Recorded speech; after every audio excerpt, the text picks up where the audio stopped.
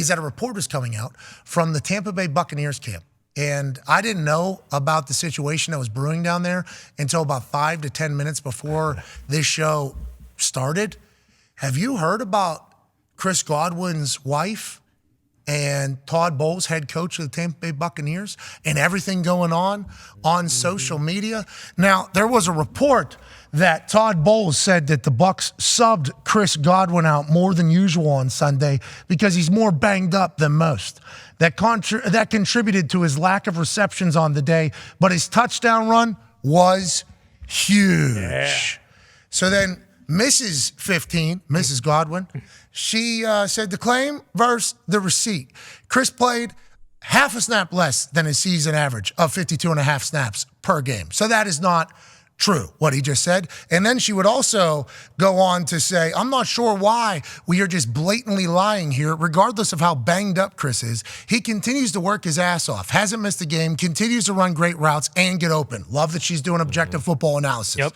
I don't know why things are the way they are. This isn't my team to coach. But this lying on Chris and implying negativity on his work ethic is infuriating. Let's not act like he had to be subbed out so much more than usual, when in fact, he's been playing just the same. Is this contract year for Chris Godwin? No, they just paid him a ton of money. Okay, so I appreciate that she is sticking up for her husband and everything like that. But this obviously, I love love. Love. Hell yeah. Now, this adds a completely another thing that Chris is going to have to deal with in the building, and Todd's going to have to deal with in the building, where she is not, right? I don't think she's going to work every single day.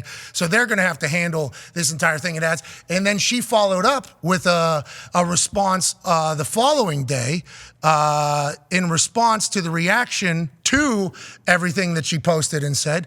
And she goes, lots of people drawing conclusions of things that I didn't say from what I posted yesterday, which is to be expected from the internet, obviously. Yep. We are the problem. To be clear, my point was that I don't like seeing Chris work so hard, even through injuries, and it be said that he was essentially only working part-time.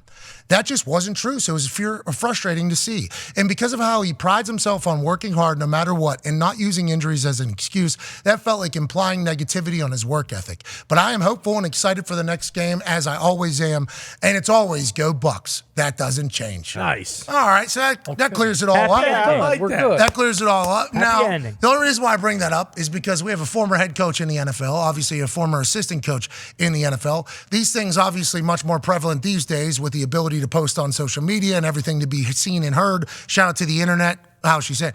How does Todd Bowles deal with this, you think? Does he address it? Does he act like it doesn't exist? What do you think he does, and how do you think this affects team going forward?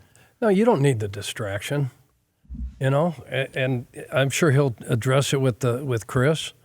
Have a conversation. He's not going to call his wife in and have a combo with her. Mrs. 12. For God's sake, But like you said, this has happened before, and got guys probably run out of the league before. Oh, so, really? Yeah. What? Don't you remember?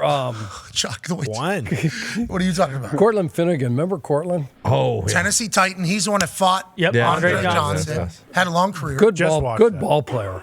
I mean, really good ball player. And had, significant other that, cared for him just like Chris's wife cares for him, and got frustrated about whatever. And you can say, you put stuff out there and people are going to see it. Oh, yeah. Well, Chris Godwin, hell of a football player. Yes. We appreciate the fact that his wife loves him and doesn't appreciate what the narrative is potentially being portrayed. But also, Chris probably, not as pumped about the conversation that had to happen immediately afterwards. Sure. We just hope everybody puts the swords down. That's right. Got a lot of season left down there in Tampa, AJ.